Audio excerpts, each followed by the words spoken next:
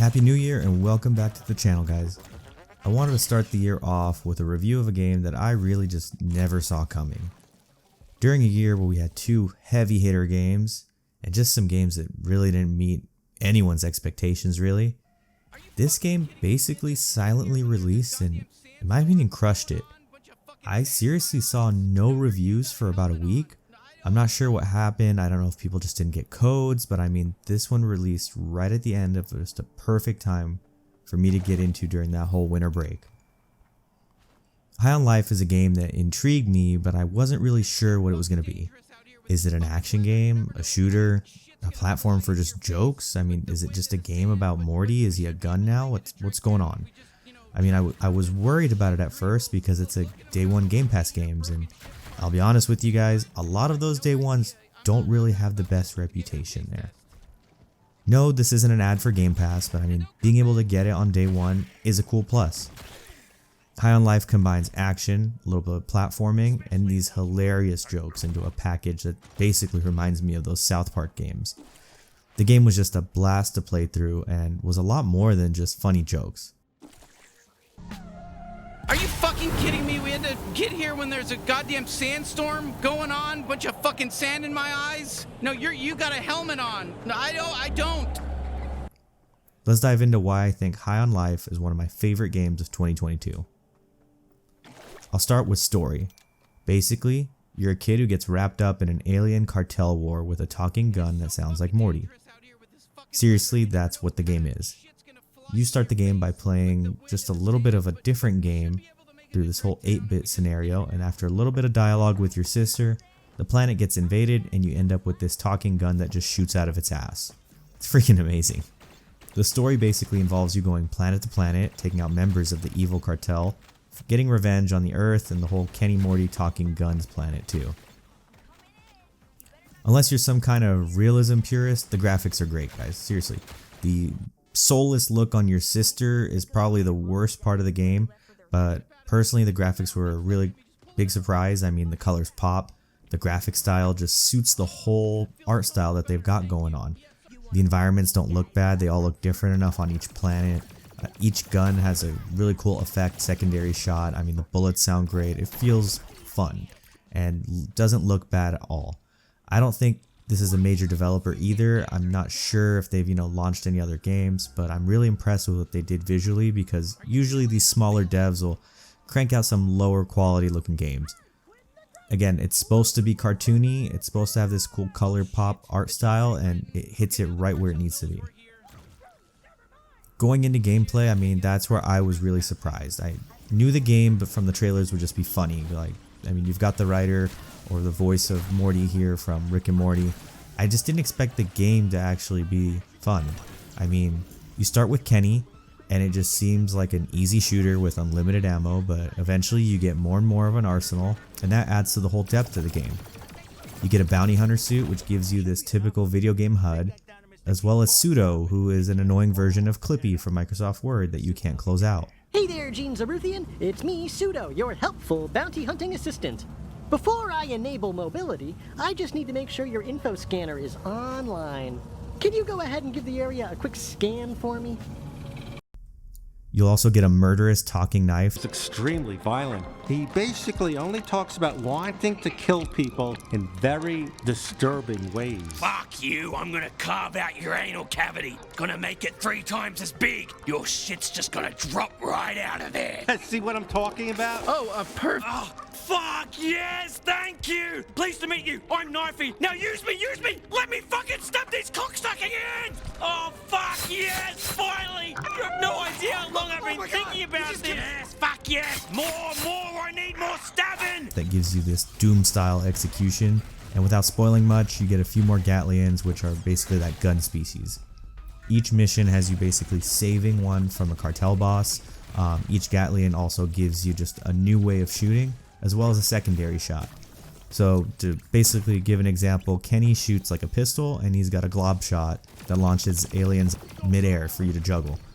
Sweezy, who's more of like an auto pistol, has a time bubble where she'll slow things down so that you can just shoot at people in slow motion. You even get one that launches his kids at people to basically eat and mind control. It keeps combat and exploration seriously fun. You can even buy mods for the guns that'll tweak those abilities or make them better. I got one for one of the shotguns that'll basically suck off the armor, making it easier to kill people. I mean, there's seriously so much more depth in the game than I initially thought going in. Switching out weapons constantly mid-fight and just waging war on the whole alien cartel is such a blast, and it really doesn't get old or repetitive thanks to the whole unlock system of the guns. Speaking of waging war on them, the boss battles aren't a cakewalk either. I mean, I played the game on normal and I did have a hard time with a few bosses. You basically learn their attack timing and you're going to be running and waiting for an opening to strike. The game actually felt challenging when it came to those boss battles. I mean, there's even a boss that references Psycho Mantis, which old school gamers like me, man, you guys will definitely remember him from Metal Gear. This brings me to that whole sound portion of the review. You with the stairs. You're both a couple of Keeblors. Whoa, hey, tough guy. Hey, look, walk wherever you want. This is a fucking Mac and Cheese Brothers construction site. We ain't done here. But you gotta be careful. Whoa. Hey, calm down. What the hell? How do you want to handle this? Maybe we just, move past. Are you kidding me? You think you could just walk up into a Mac and Cheese Brothers construction site like you're some sort of fucking Jesus Christ and just fucking walk around like you own the place? There's a goddamn bottomless pit over here, asshole. You think you can survive that? Falling through a fucking bottomless pit down to the bottom? I don't think so. We got work to do. Okay, dipshit? Get the fuck out of here, asshole. Oh, whoa, you just killed my fucking brother, Joey Mac and Cheese Brother. Holy shit, dude. I don't know if we had to kill him. I'm Jimmy Mac and Cheese and you killed my brother, Joey Mac and Cheese. He was important. Joey, what kind of tornado just blew through the Mac and Cheese Brother? Joey's gonna build the bridge or whatever across this fucking ravine. How dare you! This alien's a piece of shit. Who trained you? Who raised you, you animal? Oh, look at you fucking alien coming in here treating us this way. No! Oh, you gotta be fucking kidding me here. Hey, easy. Hey, fuck off, you monster. Watch it. Hey, we're the Mac and Cheese Brothers, you son of a bitch. Hey, oh my God, this asshole. What kind of tornado just blew through the Mac and Cheese Brothers? Oh my God, how dare you do this to us? Hey. Watch it. How dare you? Well, great. You killed all the weird construction guys. We're free to move along now like we were before we killed them.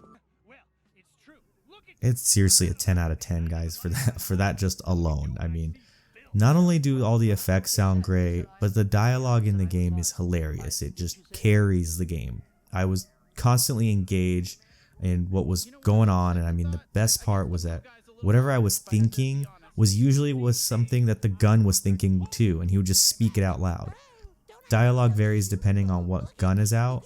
Each one's got its own personality, so that adds to the variety there. And I mean, you get freedom in the game to just do some crazy shit. I mean, definitely experiment. I tried to shoot everyone I could see just to see what would happen in the game. The NPCs are hilarious as well. I mean, my favorite are the Mac and Cheese Brothers that I just slaughtered completely. The writers call it for what it is. There's even a section where they say that the level is a lazy game development and basically tells reviewers to knock them down a few points. I mean, I love the dialogue in the game, and I really think that's what carries it into being one of my most favorite releases of 2022. Here's the thing though, I mean, High on Life is great, but it's not just a perfect game by any means. I had issues with the frame rate on both PC and Xbox during the action sequences. I was playing on the Xbox Series X, and I tried it on PC just to see if it would get any better, and really wasn't, even after I tweaked some of the graphic settings down. And this is running it on 3080 too. Some of the dialogue, like the sister's whole boyfriend thing, it just drags on for way too long. I mean, you check out, you get bored. I think that's the point, is to kind of just like talk your ear off, but it does get a little bit annoying at certain points in the game. I also didn't 100% the game. I didn't get all the collectibles. I didn't get all the upgrades. I casually went through. I hit whatever I could find, and I noticed and bought whatever I could afford. With me doing that, the game was about 9 hours for me, and that's seriously just the worst part of the entire thing. Is it a fun 9 hours? I mean, yeah, it's a freaking blast. Even the overpowered meme-like ending, it's just kind of abrupt and just ends out of nowhere. I do just have to point out that if you're not a fan of Rick and Morty, if you don't think it's funny, don't buy the game. The game is basically like a DLC to the TV show. If you don't find that type of humor funny, you're probably just going to find this game annoying. You could turn down how much the gun talks, but I mean, where's the fun in that when dialogue really carries this game? Just to wrap things up, guys, I seriously enjoyed the limited time I had with High on Life. It's hard to find a funny game, especially when games like Borderlands have just gone into being more cringe than funny. High on Life is a breath of fresh air when it comes to creativity, gameplay, and dialogue. I don't think it's a perfect game by any means, but it's such a blast to experience. I'm going to go with a solid 8 out of 10 for this one, with the only thing keeping it away from that 9 is just how short the game ended up being. $60 for a 9-hour game to me is just really not worth it, and it's something I just recommend you grab on sale or through Gamepass for like 10 or 15 bucks, whatever deal you get. If you made it this far, thanks for watching. I hope you guys all have a great 2023. I'm really looking forward to cranking out more reviews this year. And if you liked the video, definitely hit like. Don't forget to subscribe to the channel and get some more game reviews. Thanks again, guys.